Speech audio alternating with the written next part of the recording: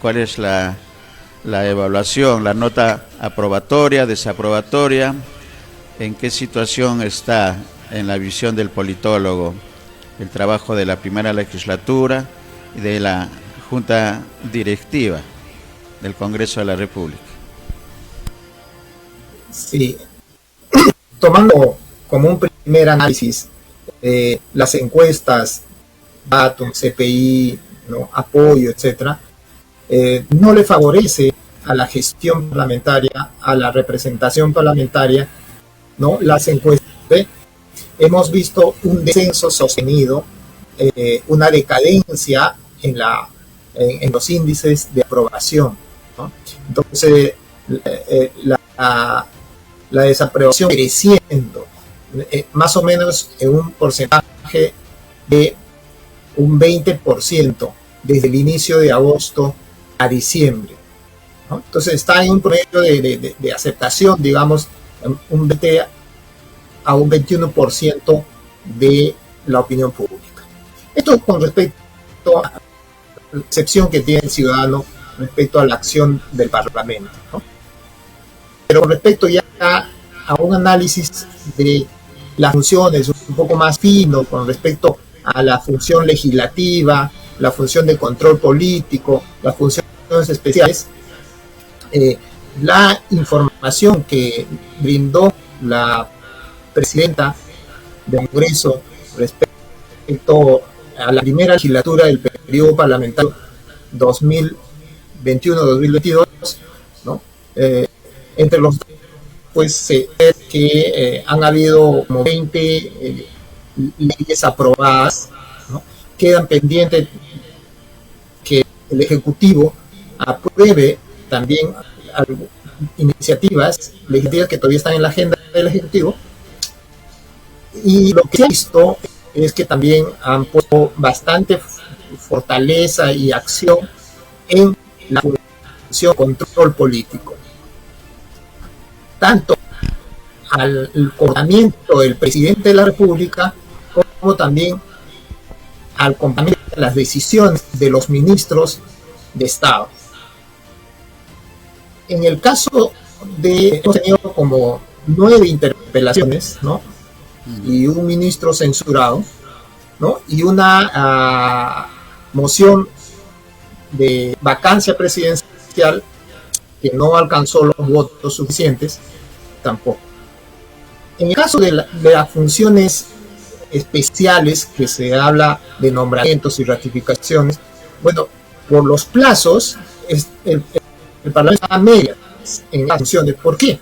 Porque si bien es cierto, se ha designado al presidente del Banco Central de Reserva y también al 3 de los miembros del directorio, pero queda un vacío en el caso de la elección de los miembros del Tribunal Constitucional y también ahora ya del caso del Defensor del Pueblo. Entonces, en líneas generales, podemos decir que la gestión del Parlamento, ¿no?, ha sido una gestión, por un lado, bastante tensa, productiva, ¿no?, en términos de resultados, ¿no? No hay interpelación del ministro censurado, ¿no?, en términos de datos, ¿no? Y por otro lado, también bastante conflictiva, como no se ha visto en otros periodos parlamentarios que se inician, bastante conflictivo con respecto a la gestión de Ejecutivo. Mismo, podemos observar que la actividad del Parlamento ha tenido un bajo nivel con respecto a liderazgos de los grupos parlamentarios, ¿no? Más hemos visto un Parlamento más ideologizado, más volcado a las discusiones, ¿no?, de contraposición, pero no a propuestas de concertación, por ejemplo, que es un eje fundamental para la implementación de las políticas, para pensar el Perú hacia adelante sobre bases sólidas para el crecimiento económico, para el fortalecimiento del desarrollo educativo, del desarrollo social. Entonces, al parecer, desde mi juicio, ¿no?, este primer balance no le favorece al Congreso en términos términos de apoyar, ¿no?, a una construcción de una gobernabilidad más racional, una gobernabilidad más flexible entre el Ejecutivo y el Legislativo, una gobernabilidad más sensata, ¿no?, de manejar las relaciones del Parlamento Ejecutivo. Por ejemplo, en términos históricos, ¿no?, jamás se ha visto que ya se cuestione la designación de los ministros antes que juramente. Ya se cuestione a un presidente y lo quieran sacar a ni siquiera en 2 meses de gobierno. Eso no se ha visto en la historia moderna de la vida parlamentaria. Entonces, ¿eso qué significa? Los costos que asumimos de esa estabilidad, de ese conflicto y de no poner al Perú a los grandes objetivos nacionales y lo particular, la representación parlamentaria y el Ejecutivo, ¿no?, nos genera altos costos, y que nosotros, los peruanos, los más pobres, son los que están atravesando el problema, como el área de los precios, ¿no?, la gestión no representativa del Congreso, porque vemos que no lo reconocen los ciudadanos como un parlamento que nos represente efectivamente a nivel nacional. Eso sería un primer balance. Sí, correcto. Estamos hablando entonces, Boris, de un Congreso más político, ¿no? Más político y menos legislativo en esta primera legislatura, y más legislativo referido a acciones y decisiones y acuerdos y aprobaciones que beneficie a la gran mayoría, justo esa gran mayoría que refieres, que también en algunos momentos pide el cierre del Congreso. ¿Cuál debe ser el punto medio que se tenga que realizar en la segunda legislatura que se inicia este año? Boris, ¿cuál puede ser el punto medio que permita legislar sin dejar de cumplir con la función fiscalizadora, de vigilancia que tiene el Congreso de la República, y que le permita ver y atender a los menos favorecidos de la sociedad peruana? El Parlamento, los grupos parlamentarios, ya analizando lo que ha pasado en esta primera legislatura para complementar, al parecer, desde mi perspectiva, los grupos nuevos han entrado en un proceso de maduración, de conocimiento del Parlamento, y ahí hay un gran vacío, me parece. Los recursos que están teniendo los partidos políticos, que se aproximan a los 100 millones desde el año 2016, no tienen los efectos en mejorar la calidad de la representación. ¿Qué está pasando con la inversión que se hace en capacitación, en formación para los candidatos al Congreso? Entonces tenemos un gran vacío, o están yendo por otro lado, y esos no dan rentabilidad. Los recursos, los millones de soles que reciben los partidos políticos para fomentar, ¿no?, una formación de un liderazgo parlamentario, de un liderazgo eficiente, eficaz, ¿no?, un liderazgo con bastante criterio democrático, ¿no?, para realizar un parlamento con mayor eficiencia, con mayor eficacia, con mayor responsabilidad frente al país. Entonces, ¿qué observamos al final? Que los parlamentarios, los grupos parlamentarios, ¿no?, entran al Congreso, ¿no?, pero ya no de inmediato, para cada uno de las diferentes temáticas que tiene las comisiones, para empezar con fortaleza, con decisión final, en bien de fortalecer las diversas actividades, las diversas gestiones de los gabinetes ministeriales, ¿no?, y ejercer pues la función de control político, y en el caso de la función legislativa, ¿no?, fomentar una mayor difusión, de leyes importantes que requiere el país. Es cierto que se han dado algunas leyes que han beneficiado a los agricultores, ¿no? Al sector, a los peruanos que no tienen acceso a una vivienda, pero también las leyes que permiten que los estudiantes o no den los esfuerzos para ser meritocráticos, ¿no? Su carrera profesional, como por ejemplo esta extensión del bachillerato automático, que desde mi punto de vista no fomenta una competitividad, no fomenta una mayor fortaleza académica en el desarrollo científico del país. Entonces, estas cosas no generan pues que sea percibido una representación que efectivamente calcule las necesidades del país para salir adelante.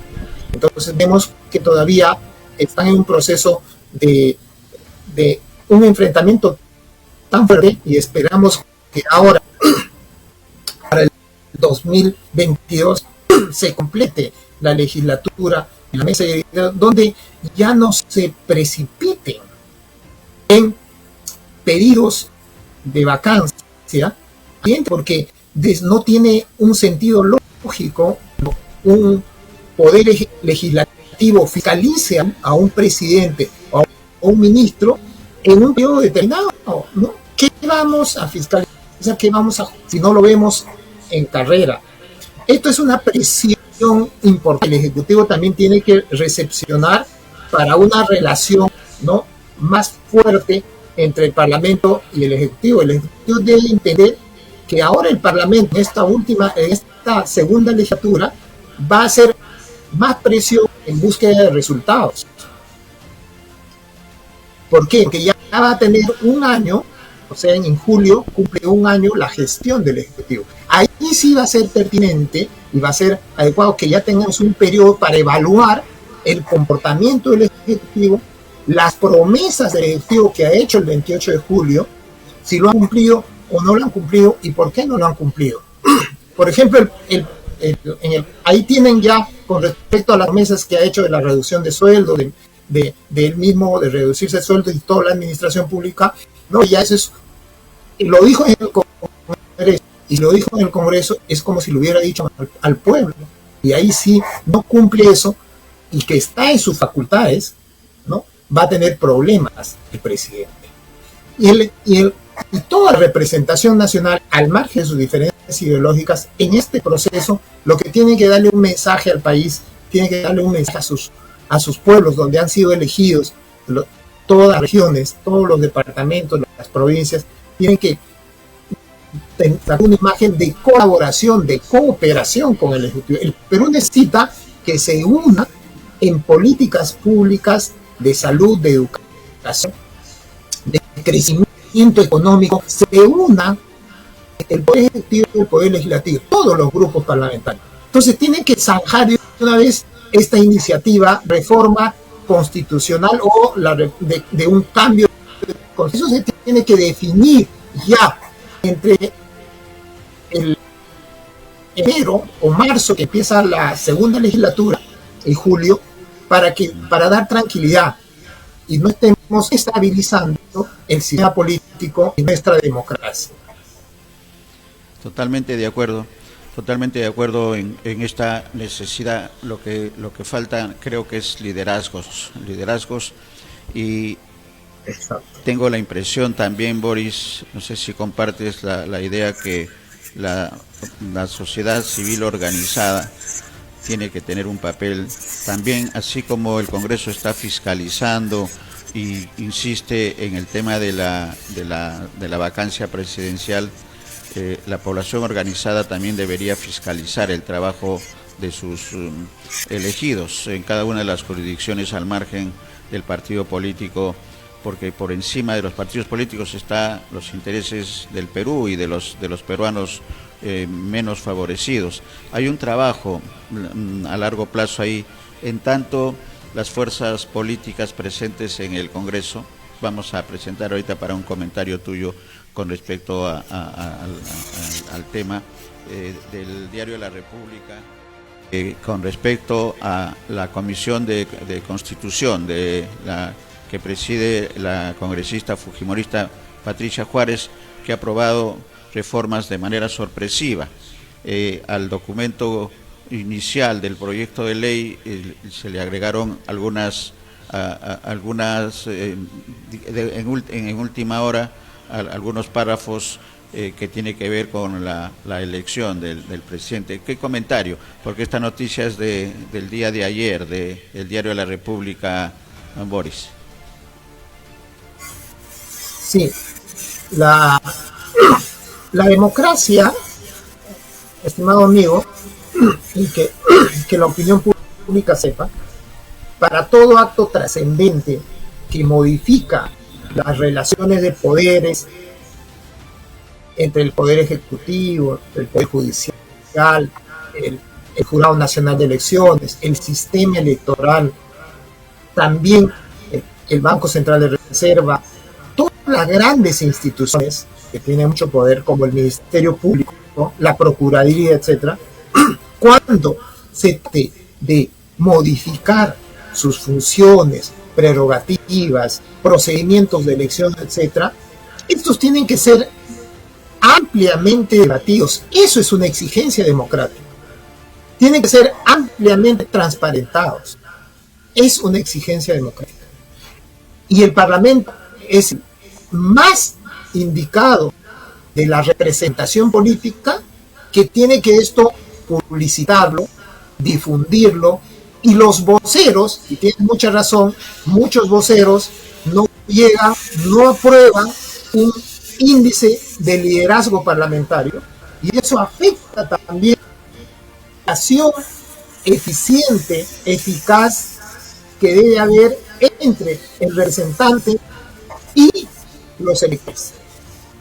Entonces, ¿qué sucede? Cuando las discusiones son cortas y muy rápidas, no dan tiempo a todos los actores, tanto el Parlamento, para dar su punto de vista, como también a los actores de la sociedad civil. Entonces, en el Twitter, en las redes sociales, se genera una discusión, pero esta es una parte, ¿no? No es la parte más institucional, donde el Parlamento tiene que difundir mejor en todo su aparato de comunicación las reformas ascendentes que sean a través de la Comisión de Constitución, por ejemplo, ¿no? Entonces, si se va a modificar los requisitos, se va a modificar, ¿no?, los procedimientos de elegir a un alto funcionario público, como puede ser el presidente del Jurado Nacional de Elecciones, o como puede ser reformas al Poder Judicial, tienen que ser debatidos. Es cierto que todavía están en la etapa de comisión, y ahí, si hay escasez de liderazgo de los grupos parlamentarios que comprometidos con la democracia, vamos a ver muchas sorpresas en la opinión pública. Pero si tuvieran liderazgos competitivos a nivel del Parlamento, otro escenario sería, ¿por qué? Porque rápidamente se estarían generando discusiones públicas sobre lo que se hace en el Parlamento. Si continuamos con eso, vamos a seguir que la opinión pública se aleje del Parlamento y salga a la calle, se manifieste en contra, ¿no?, y se desestabilice el sistema. No hay mejor antídoto, fortalecer el sistema, es que ir en un proceso de comunicación ante sus electores, cada uno de los parlamentarios, y no preocuparse nada más por mejorar el presupuesto para su región y estar luchando en las diferentes instancias para tener bienes o servicios del Poder Ejecutivo para sus regiones. No, el parlamentario no es ejecutivo, el parlamentario es legislador, es fiscalizador, y sobre ello tiene que potenciar sus esfuerzos a nivel de todos los grupos parlamentarios.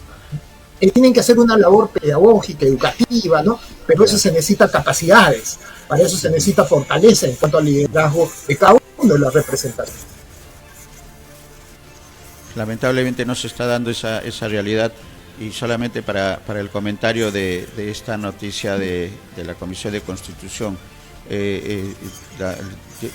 lo que pretende con ese agregado es que la presidencia del Jurado Nacional de Elecciones ya no sea asumida directamente por el representante del Poder Judicial, sino que sea elegido por los miembros del Pleno de este ente electoral. Con lo cual se politiza, ¿no? Boris, se politiza el tema y se aleja de lo académico o de lo legal que tiene que tener la elección. Pero así estamos en nuestro Congreso de la República, con una nota desaprobatoria, como bien lo has reafirmado, y con la esperanza de que puedan haber los puntos de coincidencia, y el punto de coincidencia son los más pobres de nuestro país, no hay otro punto de coincidencia. Lo que falta, creo que es un liderazgo o un ente que pueda asumir el papel de unificar en los objetivos al Ejecutivo y al Legislativo, que son las dos instancias que los más pobres están esperando se pongan de acuerdo. Esperemos con optimismo que la situación cambie en los próximos días, y ahí creo que somos un poco pesimistas con respecto a los logros que pueda tenerse, los avances que pueda darse. Esperaremos, porque hay leyes que están esperando, ¿no? Leyes laborales, principalmente de reactivación económica, el tema de la descentralización, que ha quedado prácticamente en el olvido y es fundamental. El tema de la tecnología, de la tecnificación del ministerio, que se ha hablado por parte del Ejecutivo, también son agendas pendientes. ¿Qué esperar de los de acá, Julio, Boris? Sí, yo creo que lo que tenemos que esperar todos los peruanos esperan de cierta madurez, tanto de su poder ejecutivo, que ha sido ya formalmente constituido, como también de su representación, de sus 130 parlamentarios, más sus 5 parlamentarios antiguos, que pongan todos un poquito más de axiología en sus decisiones. ¿Qué quiere decir esto? Que pongan siempre valores en sus comportamientos. ¿Por qué es importante esto de los valores políticos, de la ética política? Porque lo que quiere la población es mayor honestidad, lo que quiere la población es mayor honradez, mayor compromiso, mayor cumplimiento de los acuerdos. Si el Ejecutivo se compromete con el Parlamento sobre un objetivo nacional, tiene que cumplirlo. No hay otra cosa. Y si el Parlamento se compromete con el Ejecutivo, también debe cumplirlo, ¿no? Ya está, la población está harta de le paren engañando, de que por un lado no cumplan su palabra y por otro lado tampoco no cumplan su palabra, o al menos no explican por qué no están cumpliendo su palabra, su compromiso, su propuesta, que lo han hecho tanto en sus mensajes de campaña, también sus propuestas cuando ya son representantes. Entonces lo que queremos es que nos den un signo, nos den una muestra de que se ponen de acuerdo con en una gran mesa sobre puntos importantes y trabajen al margen de las discrepancias ideológicas. Entonces, eso implica liderazgo por ambos lados, tanto por el Poder Ejecutivo como el Poder Legislativo, ¿no? Porque solo así, y eso no es... Mire, la concertación que hubo en Chile, había fuerzas totalmente encontradas, ¿no? Con la izquierda y los pinochetistas, ¿no? Pero tuvieron la entereza, la madurez, el liderazgo para ponerse de acuerdo y sacar adelante a su país, que estaba peor que nosotros la década del 70. Recordemos eso. ¿Ve? Claro. Pero nos superaron luego. ¿Ve? Y hay muchos casos así donde la madurez, el liderazgo de la clase política representada genera un acuerdo y el pueblo los va a apoyar si es que mejora los indicadores de desarrollo, el crecimiento económico, el crecimiento de los puestos de trabajo, la mayor seguridad, por ejemplo. ¿Quién no sufre? Y el pueblo está atemorizado. Y esa es una agenda del Ejecutivo, no solo del Ejecutivo, del Parlamento, de fiscalizar mejor al ministro del Interior. ¿Cuándo vamos a terminar o al menos controlar la delincuencia organizada? Porque ese es un elemento importante para fortalecer las inversiones. No nos olvidemos. En un país inseguro, no atrae inversiones para dar más trabajo. Y la inversión pública también entra en riesgo, porque empiezan las bandas organizadas a depredar los recursos y también a chantajear, a todos los que tienen sus negocios en un proceso de inversión. Todo un panorama de acciones. Y has dicho una cosa cierta, madurez, ¿no? Lo que se está exigiendo es madurez, y la población espera esa mayor honestidad que también se ha referido, y ese cumplir con los compromisos, con las palabras. Vamos a esperar con optimismo que haya madurez en la clase política de nuestro país. Y estaremos atentos.